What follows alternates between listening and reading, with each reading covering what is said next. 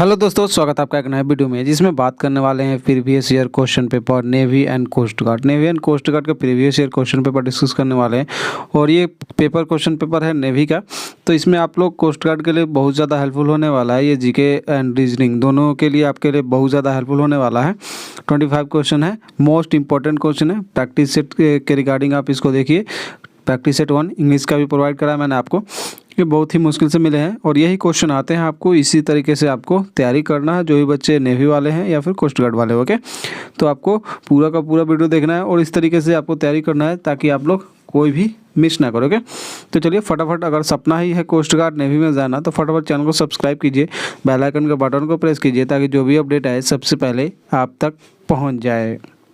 Navy coast guard के regarding कोई भी डाउट हो, कोई भी क्वेश्चन हो, क्वेरी हो, कमेंट सेक्शन में आस्क कीजिए या फिर डिस्क्रिप्शन में व्हाट्सअप नंबर दे रखा है, वहाँ पे मैसेज जरूर कर दीजिएगा। तो चलिए आगे बढ़ते हैं और डिस्कस कर लेते हैं पेपर को। ओके, तो चलिए स्टार्ट करते हैं। और क्वेश्चन जैसे कि ये देख रहे हैं सामान्य ज्ञान, इसी में आपको रीजनिंग का भी क्वेश्चन मिलेगा नीचे में, तो बिल्कुल भी पेशेंस रखना है और जितना कराया जाए उतना करते जाइए। बहुत ज़्यादा आपको एग्जाम में मददगार ये साबित होने वाला है प्रैक्टिस सेट। तो जैसा कि आपको स्क्रीन पर दिखाई दे रहा है, क्वेश्चन नंबर यहाँ पे 26 है। ये नेवी का पूरा पेपर है, तो ये 26 से स्टार्ट इसलिए हो रहा है क्योंकि 25 तक आपको इंग्लिश का पेपर मैंने कराया था और इसीलिए ये 26 से स्टार्ट हो रहा है। ओके, तो तृतीय बौद्ध संगीति का आयोजन कहाँ हुआ था, ये आपको डिटेल में मतलब कि इसको बताना है। ऑप्शन है राजगिरी में, ऑप्शन बी है वैशाली में, ऑप्शन सी है पाटलिपुत्र में, ऑप्शन डी है कश्मीर में। ओके, तो जो तृतीय बौद्ध संगीति का आयोजन किया गया था वो कहाँ पे किया गया था आपको बताना है। तो मैं बता दूं, तृतीय बौद्ध संगीति का आयोजन जो किया गया था वो किया गया था पाटलिपुत्र में, जो कि ऑप्शन सी आपका राइट हो जाएगा। चलते हैं क्वेश्चन नंबर 27 पे। क्वेश्चन नंबर 27 ये है, मौर्य वंश के उस अंतिम शासक का क्या नाम था जिसकी पुष्यमित्र शुंग ने हत्या कर दी थी। ओके, तो इसका आपको आंसर डिस्कस बताना है। ऑप्शन ए है बृहदत्त, ऑप्शन बी है अशोक, ऑप्शन सी है बिंदुसार, ऑप्शन डी है मौर्य। ओके, तो इसका आंसर क्या होगा आपको बताना है। तो मौर्य वंश के उस अंतिम शासक का क्या नाम था आपको बताना है, जो कि जिसने पुष्यमित्र शुंग ने हत्या कर दी थी। तो इसका आंसर क्या हो जाएगा, तो इसका हो जाएगा बृहद्रथ, जो कि ऑप्शन ए में आपको मिल जाएगा। चलते हैं क्वेश्चन नंबर 28 पे। क्वेश्चन नंबर 28 पे दिया गया है, हाँ, हबीबुल्लाह द्वारा भारत में तुर्कों को मामलुक की संज्ञा दी गई जिसका अर्थ है। ओके, तो ऑप्शन ए है दानशील, ऑप्शन बी है आश्रित, ऑप्शन सी है गुलाम, ऑप्शन डी है संस्थापक। आपको अपना आंसर कमेंट सेक्शन में बताते चलना है, चैट बॉक्स में बताते चलना है कि 26 का ये 26 ना लिख कर डायरेक्ट आप एक से स्टार्ट करिएगा, एक का ए, दो का बी, ऐसे करके आपको आंसर बताते चलना है और लास्ट में देखते हैं सबसे ज़्यादा किसका आता है, ताकि आपको पता चले आपका तैयारी कितना हो रहा है। ओके, कोस्ट गार्ड को लिए डबल बेनिफिट होने वाला है क्योंकि इसमें रीजनिंग के क्वेश्चन भी मिलेंगे और जीके भी के क्वेश्चन बहुत ज़्यादा हेल्पफुल आपके होने वाला है। ओके, तो 28 का आंसर क्या हो जाएगा आपको बताना है। तो 28 का जो आंसर हो जाएगा, मामूलक की संज्ञा दी गई जिसका अर्थ है गुलाम, जो कि ऑप्शन 3 में मतलब कि सी में आपको मिल जाएगा। चलते हैं क्वेश्चन नंबर आपके किस पे 29 पे। क्वेश्चन नंबर 29 यहाँ पे देख सकते हैं कि निम्न में से किसके काल में साइमन कमीशन भारत है। साइमन जो कमीशन जब भारत है तो किसके काल में आया था। ऑप्शन ए है लॉर्ड चेम्सफोर्ड, ऑप्शन बी है लॉर्ड वेलिंगटन, ऑप्शन 3 में दिया है लॉर्ड इरविन, ऑप्शन डी है मतलब कि लॉर्ड लिन ली थगो। ओके, तो 29 का आंसर क्या होगा आपको बताना है। तो जो किसके काल में आया था साइमन कमीशन भारत आया था किसके काल में, तो लॉर्ड इरविन, जो कि ऑप्शन सी में आपको मिल जाएगा। चलते हैं क्वेश्चन नंबर 30 पे। क्वेश्चन नंबर 30 है, जिस दर पर भारतीय रिजर्व बैंक वाणिज्य बैंकों को उधार देता है वो क्या कहलाता है, वो क्या कहलाता है। ऑप्शन ए है बैंक दर, ऑप्शन ई है CRR, ऑप्शन सी है SSR, ऑप्शन डी है उपरोक्त सभी। तो 30 का आंसर क्या होगा, तो जिस दर पर भारतीय रिजर्व बैंक वाणिज्य बैंकों को उधार देता है वो कहलाता है बैंक दर, जो कि ऑप्शन ए में आपको मिल जाएगा। चलते हैं क्वेश्चन नंबर 31 पर। और क्वेश्चन नंबर 31 में दिया गया है सेबी का शब्द विस्तार है। एक फुल फॉर्म भी आपके एग्जाम में मिलेगा, नेवी हो या फिर कोस्ट गार्ड में कम चांस है, बट नेवी में तो फुल चांस है कि नेवी में और कोस्ट गार्ड में भी आ ही जाता है, तो बिल्कुल भी स्किप नहीं करना है। सेबी का शब्द विस्तार क्या है बताना है आपको। ऑप्शन ए में दिया है series of exchange bank in India. Option दो में दिया मतलब कि बी में दिया है security extension board of India. Option 3 में दिया है south east bank of India. Option 4 में है security and exchange board of India. Okay, तो इसका आंसर आपको बताना है। तो मैं आपको बता दूँ सेबी का जो शब्द विस्तार है इसका आपका आंसर क्या होगा। तो इसका आंसर होता है security and exchange board of India, जो कि ऑप्शन डी में आपको मिल जाएगा। ओके, ऑप्शन डी में आपको मिल जाएगा। क्वेश्चन में चलते हैं 32 पे। आपको वीडियो कैसा लग रहा है, मतलब क्वेश्चन कैसे लग रहे हैं, आप कमेंट सेक्शन में ज़रूर बताइएगा। ओके, चलते हैं 32 पे। मॉरिस ग्रीन का संबंध किस खेल से था? मॉरिस ग्रीन जो थे उनका जो संबंध था किस खेल से था? Option A hockey, option B है फुटबॉल, ऑप्शन सी है गोल्फ, ऑप्शन डी है एथलेटिक्स। ओके, तो इसका आंसर क्या होगा? तो मैं आपको बता दूं जो मॉरिस ग्रीन का संबंध था वो था किससे? एथलेटिक्स से, जो कि ऑप्शन डी में आपको मिल जाएगा। चलते हैं क्वेश्चन नंबर 33 पे। भाषा के आधार पर किस राज्य का सर्वप्रथम गठन हुआ था, ये आपको बताना है कमेंट सेक्शन में। ऑप्शन ए में दिया है तमिलनाडु, ऑप्शन बी है गुजरात, ऑप्शन सी है आंध्र प्रदेश, ऑप्शन डी है पंजाब। तो 33 का आंसर क्या होगा आपको बताना होगा कि 30 भाषा के आधार पर किस राज्य का सर्वप्रथम गठन हुआ था। 33 का आंसर क्या होगा? तो मैं बता दूँ जो भाषा के आधार पर किस राज्य का सर्वप्रथम गठन हुआ था वो हुआ था आंध्र प्रदेश का, जो कि ऑप्शन सी में आपको मिल जाएगा। चलिए चलते हैं क्वेश्चन नंबर 34 पे। क्वेश्चन नंबर 34 दिया है नॉर्वे का राजधानी है। नॉर्वे की राजधानी है कहाँ है वो आपको बताना है। एक राजधानी से भी क्वेश्चन आपके एग्जाम में बनता है, चाहे वो कोस्ट गार्ड हो या फिर नेवी हो के। नॉर्वे की राजधानी कहाँ है? कोपनहेगन। ऑप्शन बी है ब्यूनस आयर्स, ऑप्शन सी है मनीला, ऑप्शन डी है ओस्लो। ओके, तो ये आपको बताना होगा कि इसका आंसर क्या होगा। तो मैं बता दूं नॉर्वे की जो राजधानी है वो कहाँ पे है? ओस्लो, जो कि ऑप्शन डी में आपको मिल जाएगा। चलते हैं क्वेश्चन नंबर 35 पे। और क्वेश्चन नंबर 35 दिया है किस देश के विषय में यह कहा जाता है कि वह उत्तरी एवं दक्षिणी अमेरिका को जोड़ता है? तो मतलब किस देश के विषय में यह कहा जाता है कि वह उत्तरी एवं दक्षिणी अमेरिका को जोड़ता है? ऑप्शन ए में दिया है प्राग्वे, ऑप्शन बी में है पनामा, ऑप्शन सी है चिली, ऑप्शन डी है कैरिबिया द्वीप समूह। तो इसका आंसर क्या होगा आपको कमेंट सेक्शन में फटाफट बताना है। तो 35 का जो आंसर हो जाएगा किस देश के? तो ये हो जाएगा पनामा। ओके, जो कि उत्तरी और दक्षिणी अमेरिका को जोड़ता है, जो कि ऑप्शन बी में आपको मिल जाएगा। Okay, option B is the right option. Okay, चलते हैं क्वेश्चन नंबर 36 पे। क्वेश्चन नंबर 36 है समझौता एक्सप्रेस किस वर्ष प्रारंभ हुआ? समझौता जो एक्सप्रेस हुआ किस वर्ष प्रारंभ हुआ? ऑप्शन ए है 1958, ऑप्शन बी में दिया है 1978, ऑप्शन 3 है 1976, ऑप्शन डी है 1986। जो समझौता एक्सप्रेस किस वर्ष प्रारंभ हुआ?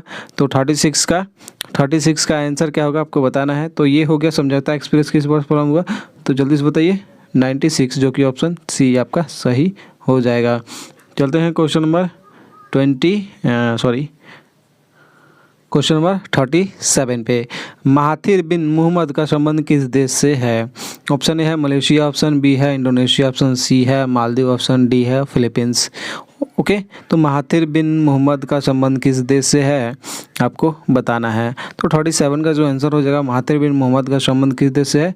तो मलेशिया से है, जो कि ऑप्शन ए में आपको मिल जाएगा। चलते हैं क्वेश्चन नंबर 38 पे। क्वेश्चन नंबर 38 में क्या दिया है? क्वेश्चन नंबर 38 में दिया है कि निम्न में से किस भारतीय विभूति ने संयुक्त राष्ट्र के समक्ष गायन प्रस्तुत किया था? तो इसका आंसर क्या होगा? ऑप्शन ए है लता मंगेशकर, ऑप्शन बी है अनुपम जलोटा, ऑप्शन सी है MS सुब्बुलक्ष्मी, ऑप्शन डी में दिया है मोहम्मद रफ़ी। तो 38 का आंसर क्या होगा आपको बताना होगा। तो जो किस भारतीय विभूति ने संयुक्त राष्ट्र के समक्ष गायन प्रस्तुत किया था? तो MS सुब्बुलक्ष्मी, जो कि ऑप्शन सी आपका राइट हो जाएगा। चलते हैं क्वेश्चन नंबर 39 पे। मोस्ट इंपॉर्टेंट क्वेश्चन है कुंभ मेला कितने वर्षों बाद लगता है? ऑप्शन ए है 14 वर्ष, ऑप्शन बी है 12 वर्ष, ऑप्शन सी है 16 वर्ष, ऑप्शन डी है 25 वर्ष। तो कितने वर्ष बाद लगता है कुंभ मेला, ये आपको बताना है। तो मैं आपको बता दूं कुंभ मेला जो लगता है आपका 12 वर्षों पे लगता है। एक अर्ध कुंभ भी लगता है, वो आपका लगता है 6 वर्षों पे, राइट। 6 वर्ष पे अर्ध कुंभ जिसे बोलते हैं अर्ध कुंभ, और एक कुंभ है ये 12 वर्ष पे। चलते हैं क्वेश्चन नंबर 40 पे। क्वेश्चन नंबर 40 है अष्टधाई किसकी कृति है? तो ऑप्शन बताना है आपको। ऑप्शन ए है बाणभट्ट, व्यास, ऑप्शन सी है उदयन, और देन ऑप्शन डी है पाणिनि। तो इसका आंसर क्या होगा आपको बताना है। तो मैं बता दूं आपका अष्टधाई किसकी कृति है, तो वो है पाणिनि की। ये तो सभी को पता होगा, कई बार आ चुका है एग्जाम में। और ये 41 नंबर क्वेश्चन आपको इसलिए मैंने इसको गोल टिक कर दिया है क्योंकि ये क्वेश्चन जब 370 धारा 370 जो था आर्टिकल वो जम्मू कश्मीर से नहीं हट गया है अब तो ये क्वेश्चन आपके लिए नहीं बनता है, ये क्वेश्चन नहीं बनता। ओके, तो इसको आप स्किप करिए। चलते हैं 42 पे। क्वेश्चन नंबर 42 है मास्ट्रिच संधि के फलस्वरूप निर्मित संघ है।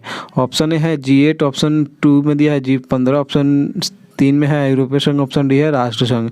तो 42 का आंसर क्या होगा आपको बताना होगा। तो 42 का जो आंसर है मास्ट्रिच संधि के फलस्वरूप निर्मित संघ है यूरोपीय संघ, जो कि ऑप्शन 3 आपका राइट हो जाएगा। चलते हैं क्वेश्चन नंबर 43 पे। अब आपके लिए इंपॉर्टेंट क्वेश्चन इसलिए बन जाते हैं क्योंकि रीजनिंग में आपको कितने क्वेश्चन मिलेंगे, कोस्ट गार्ड वालों को नेवी में मिलेंगे 4-5 क्वेश्चन मिल जाते हैं जीके वाले सेक्शन से ही, और कोस्ट गार्ड में भी आपको मिलने वाले हैं कितने क्वेश्चन, रीजनिंग के भी 10 क्वेश्चन मिलने वाले हैं। तो इस टाइप से आपको सॉल्व करना होगा। तो 43 को देखिए, निम्न मैट्रिक्स में प्रश्नवाचक चिन्ह के स्थान पर क्या आएगा। तो आपको बताना होगा कि प्रश्नवाचक चिन्ह के स्थान पर क्या होगा। मैं आपको बता दूं इसको सॉल्व कैसे करना है। चलिए पहले आप बताइए, उसके बाद मैं इसको डिस्कस करता हूं। ओके, इसका ऑप्शन मैंने दिया है 96, ऑप्शन बी है 69, ऑप्शन सी है 19, ऑप्शन डी है 91। तो आपको बताना है इसका कैसे होगा। तो मैं इसको सॉल्व कराता हूँ। तो देखिए इसमें आपको थोड़ा सा कॉमन सेंस यूज़ करना है क्योंकि रीजनिंग कॉमन सेंस का ही बात होता है, तर्क शक्ति जिसको बोलते हैं।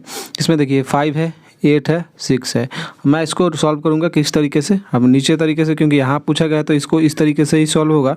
ओके, इस तरीके से नहीं होगा, मैं वो बता रहा हूँ। जैसे कि अब कॉमन सेंस यूज़ करना है कैसे, 5 दिया है, 6 दिया है, 4 दिया, 5 स्क्वायर माइनस, और इसको क्या करना है -6 -4, इसको जो करिएगा तो 50 25 और 6 माइनस और -4 -10 हो जाएगा। तो 25 माइनस 10, और 25 माइनस 10 कितना हो जाएगा 15। तो ये आपका 15 आ जा रहा है।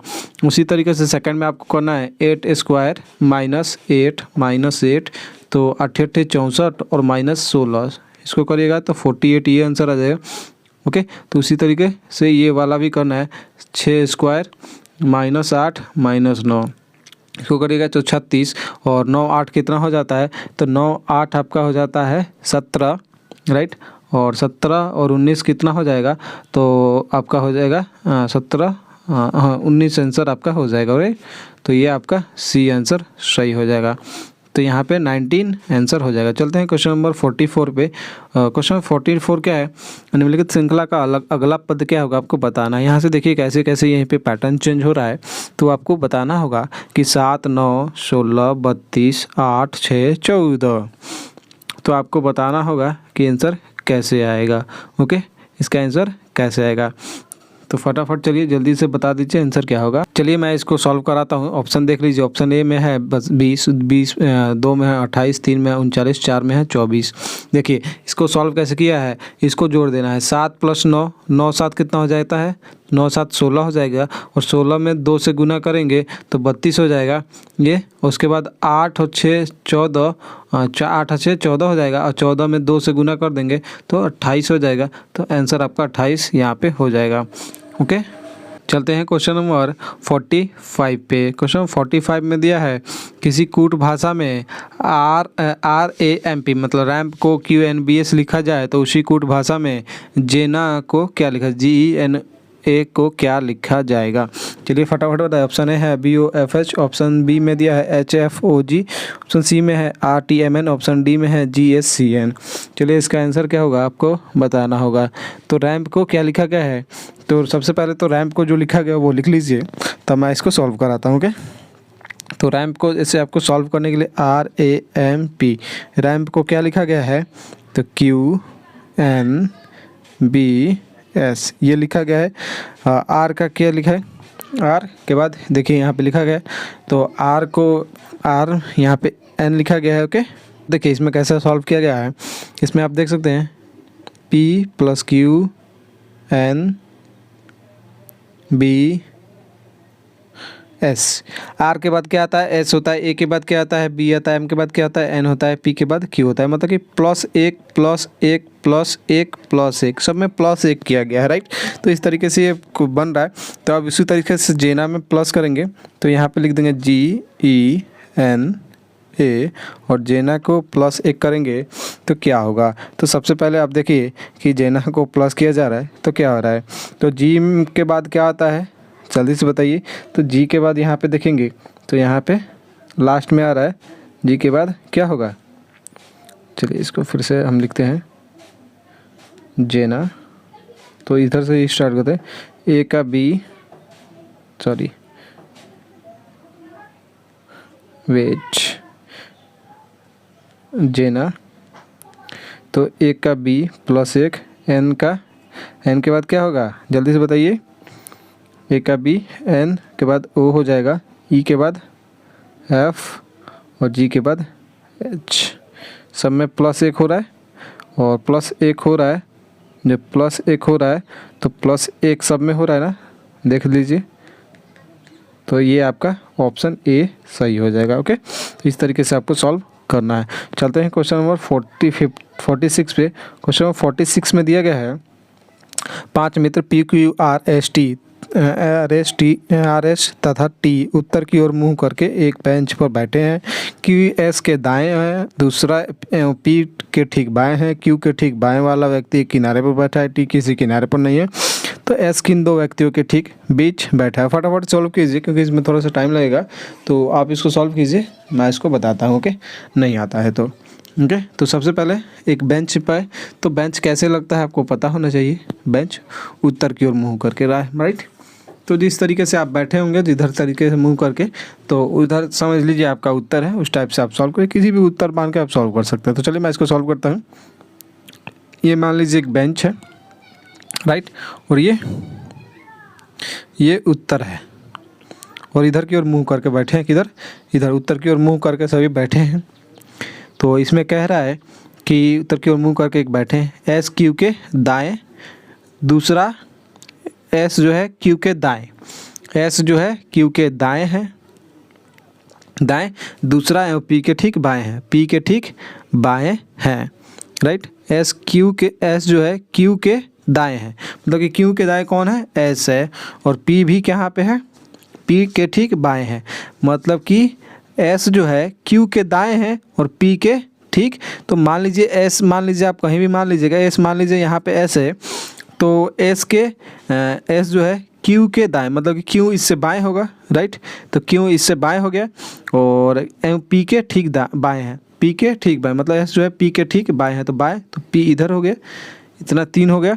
उसके बाद दिया है ठीक बाएं है, पी के ठीक बाएं है। क्यू के ठीक बाएं वाला व्यक्ति एक किनारे पर है।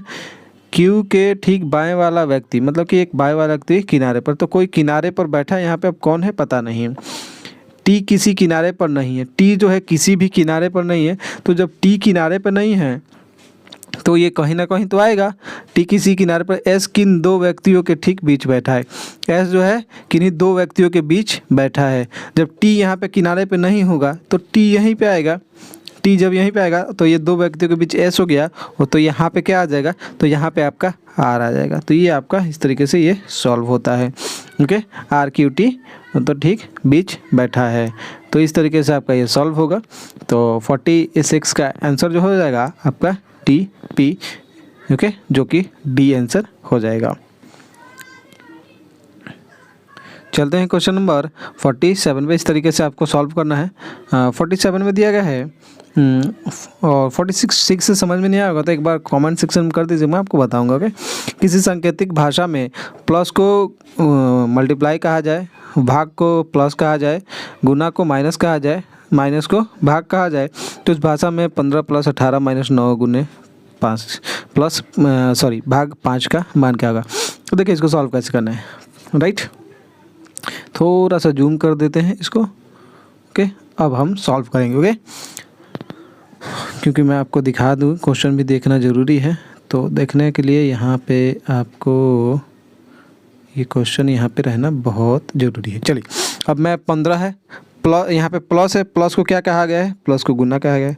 तो 15 गुना कर देंगे 15 गुना, और भाग को प्लस कहा गया है तो ये 18 का 18 लिख देंगे। और देखिए माइनस को क्या क्या है, और गुना को माइनस, और माइनस को भाग, तो माइनस को भाग क्या है तो माइनस है, तो यहाँ पे भाग कर देंगे 9 हो जाएगा। उसके बाद दिया गया है भाग को प्लस, और गुना को, यहाँ पे गुना को माइनस है तो यहाँ पे 9 गुने, तो यहाँ पे -9 कर देंगे। और भाग को क्या कहा गया है, भाग को प्लस का है तो यहाँ पे भाग है तो इसको +5 करेंगे, राइट। इस तरीके से आपका सेटिंग हो जाएगा, और सेटिंग होगा तो 15। अब इसको सबसे पहले इसमें BODMAS का यूज़ करेंगे, तो आप BODMAS पढ़े होंगे तो सबसे पहले आपको पता होगा कि क्या सॉल्व किया जाएगा। तो सबसे पहले आपका सॉल्व किया जाए तो इसको भाग कर लिया जाए, तो 9 दूनी 18, तो 15 गुने 2 हो जाएगा, और माइनस यहाँ पे 9 हो जाएगा, और प्लस क्या हो जाएगा, प्लस क्या हो जाएगा, प्लस 5 हो जाएगा, राइट। यही ना होगा, ये होगा आपका। इसके बाद 15 गुने 2 करेंगे तो 30 हो जाएगा, राइट। और 15 गुने 30 -9 करेंगे, -9 15 गुने 30 -9 कितना होगा, यहाँ पे माइनस करेंगे तो 21 हो जाएगा, 21, और 21 हो जाएगा, 21 + 5 ये हो जाता है 26, बट यहाँ पे आंसर 26 तो कोई है नहीं, तो मिस्टेक क्या आ रहा है क्वेश्चन में, मिस्टेक क्वेश्चन में मिस्टेक ये हो रहा है, कुछ तो चेंजमेंट होगा इसमें। हाँ, इसमें क्वेश्चन में कहीं ना कहीं, चलिए यहाँ पे आपका प्लस होगा, राइट। अब आपके सॉल्व करिएगा तो +10 हो जाएगा, मतलब 15 होगा तो ये 36 हो जाएगा, राइट। तो इस तरीके से आपका सॉल्व हो जाएगा, तो 36 आपका ये आंसर हो जाएगा। ओके, चलते हैं क्वेश्चन नंबर आपका 48 पे, राइट। 48 क्या है, 48 देख सकते हैं, राम अपने घर से निकला कर पूरब की ओर, राइट। राम घर से निकलता है पूरब की ओर 25 मीटर जाता है, ओके। तो पूरब की ओर 25 मीटर जाता है, जहाँ से दाएं मुड़कर 5 मीटर जाता है। तो ये मान लीजिए जिधर जा रहे हैं उधर ही पूरब हो जाएगा, तो राम निकलता है घर से और 25 मीटर चल देता है, 25 मीटर, राइट। उसके बाद पूरब की ओर 25 मीटर जाता है, जहाँ से दाएं मुड़कर 5 मीटर, तो अब दाएं यहाँ ही ना मुड़िएगा, दाएं 5 मीटर मुड़ ले जाइए, दाएं मुड़ के 5 मीटर, वहाँ से बाएं मुड़कर कितना मीटर जाता है, तो बाएं मुड़कर जाता है 20 मीटर, राइट। तो यहाँ से बाएं अब कहाँ मुड़िएगा, तो बाएं जाइएगा उधर, जब बाएं उधर जाइएगा तो इधर से हो जाएगा, और बाएं इधर हो जाएगा। बाएं कितना जाता है, 5 मीटर दाएं गया, 5 मीटर, वहाँ से 20 मीटर, तो 20 मीटर ये बाएं चला गया, ओके। उसके बाद जाता है जहाँ से 2 बार दाएं मुड़कर 5 मीटर तथा 4 मीटर। अब 2 बार दाएं मुड़ना है, राइट, 5 मीटर तथा 4 मीटर, 5 मीटर तथा 45 मीटर चलकर रुक जाता है, ये 45 है, तो 5 मीटर फिर आया दाएं, और फिर 45 मीटर आया, तो 45 मीटर 5, और इधर से 5 मीटर 45 मीटर आना है, ओके, 45 मीटर आना है। तो थोड़ा सा नीचे आएंगे, 45 का ये 25 मीटर, तो यहाँ से यहाँ तक का 25 मीटर हो गया यहाँ से, और यहाँ ये 5 मीटर था, और यहाँ से ये कितना चला था, तो यहाँ से कितना चला था, 20 मीटर चला था, राइट। तो ये 20 मीटर हो गया, और ये 25, तो ये 45 मीटर, जो कि यहाँ पे आके अभी ये मिल जाएगा आपका, ये 45 मीटर आपका कंप्लीट हो जाता है, राइट, यहाँ पे। तो अब ये कि प्रारंभिक स्थान से वो कितनी दूरी पर है, तो प्रारंभिक स्थान तो यहाँ था, और अब आ गया है यहाँ पे, तो यहाँ से कितनी दूरी है तो आपको बताना है। तो जो यहाँ से दूरी है, देखिए, एक तो ये 5 मीटर है, और एक ये 5 मीटर है, तो 5 मीटर ये, 5 मीटर ये, तो टोटल 10 मीटर दूरी पर है, जो कि बी आपका सही हो जाएगा। चलते हैं 49 पे, क्वेश्चन 49 है, असंगत चुने, असंगत चुनना है इसमें। हाँ, तो ये देख सकते हैं तीर का निशान दिया है, इसको कैसे सॉल्व करेंगे। तो चित्र को इसमें पहले सबसे पहले क्या करना है आपको बताना है, ऑप्शन 1 2 3 4 दिया है, असंगत चुनना है, राइट। तो चित्र को एक को क्या करना है, क्लॉकवाइज घुमाने पर, क्लॉकवाइज घुमाना है, राइट। तो क्लॉकवाइज कैसे घूमेगा, घड़ी कैसे घूमता है, घड़ी ऐसे घूमता है ना जी, क्लॉकवाइज घड़ी ऐसे जाता है, हाँ। तो जब घड़ी ऐसे जाता है तो इसको घुमाइएगा क्लॉकवाइज डायरेक्शन में, क्लॉकवाइज घुमाने पर चित्र 3 तथा 4 प्राप्त होता है। क्लॉकवाइज घुमाइएगा तो सबसे पहले इधर जाएगा, इधर जाएगा, इधर जाएगा, तो ये इधर आएगा, तो ये 3 प्राप्त होगा, राइट। और और एक बार 4 प्राप्त होगा। इस तरीके से ये जब इधर से जाएगा तो इस तरीके से घूमेगा तो ये तीर रहेगा, उसके बाद फिर इधर आएगा तो इधर होगा तीर। तो ये 3 4 प्राप्त होता है तथा 2 नहीं प्राप्त होता है। लेकिन 2 नहीं प्राप्त इसलिए होगा क्योंकि जब ये भी जाएगा ये तीर, ये इस साइड आएगा, इस साइड नहीं जाएगा, राइट। जब भी ये जाएगा तो ये तीर दाहिने साइड रहेगा और इसमें आपका बायां साइड में दिखा रहा है, जो कि ये असंगत है। तो बी आपका सही हो जाएगा, राइट। चलते हैं क्वेश्चन नंबर 50 पे। और क्वेश्चन नंबर 50 जो लास्ट क्वेश्चन है आपका, श्रृंखला का अगला चित्र उत्तर विकल्प से चुने। श्रृंखला का अगला चित्र जो होगा उत्तर विकल्प से चुने। 1 2 3 4 ऑप्शन दिया है, तो इसमें आपको सॉल्व करना है। तो इसमें देखेंगे 1 2 3 4, पहले 4 के स्थान की आकृति उलट फिर 1 की, फिर देखिए पहले इसमें क्या किया है, पहले जो 4 की आकृति है उसको पलटा गया है कि नहीं पलटा गया, देखिए इसको चेंज किया गया है। उसके बाद 1 की आकृति, उसके बाद 2 की आकृति, राइट, 2 की नहीं, हाँ 3 की आकृति चेंजमेंट हुआ है कि नहीं। ये नीचे गया, फिर ये नीचे गया, फिर ऊपर आया, फिर नीचे। तो इस तरीके से अगर देखा जाए, अगर आप देखा जाए तो चलिए इसको आप आंसर सॉल्व कीजिए। इसका आंसर सॉल्व नहीं करिएगा तो मैं आपको बताऊंगा, ओके। नहीं आएगा तो चलिए, नहीं तो बहुत से बच्चे बोलेंगे कि तो चलिए मैं इसको बता ही देता हूं, क्योंकि बहुत से बारे पहले 4 के स्थान की जो आकृति है उसको उल्टी हुई है। उसके बाद जो फिर की 1 की आकृति है वो उल्टी हुई है, देख सकते हैं आप, जैसे कि यहाँ पे 1 वाली आकृति उल्टी है, पहले 4 की आकृति उल्टी है, फिर 1 की आकृति उल्टी है, फिर इसमें दिया है 3 की आकृति, राइट। 4 की, 1 की, उसके बाद 3 की। तो ये 3 की आकृति उल्टी है कि नहीं उल्टी है, 3 की उल्टी है। और अंत में उसके बाद 3 की, यहाँ पे 3 की, फिर 2 की, राइट। इस तरीके से आपका सोल्यूशन किया गया है। और इस तरीके प्रत्येक बार के बाद उसका टॉप और के क्रम में बदलता है। जैसे कि ये वाला रहेगा, उसके बाद ये बिंदु वाला, उसके बाद ये ऐसे वाला, इस तरीके से हो रहा है। तो इस तरीके से हो रहा है, तो ये आप देख रहे हैं प्रत्येक बार इस टाइप से हो रहा है। तो आपका जो आंसर होगा ये सही हो जाएगा। इसलिए सही हो जाएगा कि ये जब भी ये नीचे है, ये ऊपर है, ये सामने हो गया, ये नीचे, तो अब ये वाला आपका सही हो जाएगा, ओके। चलिए मेरे ख्याल से सारे क्वेश्चन आपको समझ में आए होंगे। और आपको अच्छा लगा हो वीडियो तो लाइक कर दीजिएगा, शेयर कर दीजिएगा। और सच में ही सपना है कोस्ट गार्ड ही में जाना है, डिफेंस ही सपना है, नेवी ही सपना है, तो चैनल को सब्सक्राइब करिए, चैनल से जुड़ जाइए।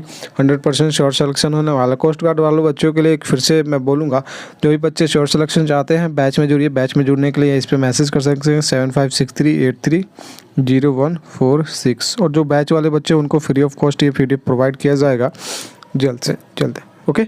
जय हिंद, जय भारत, वंदे मातरम।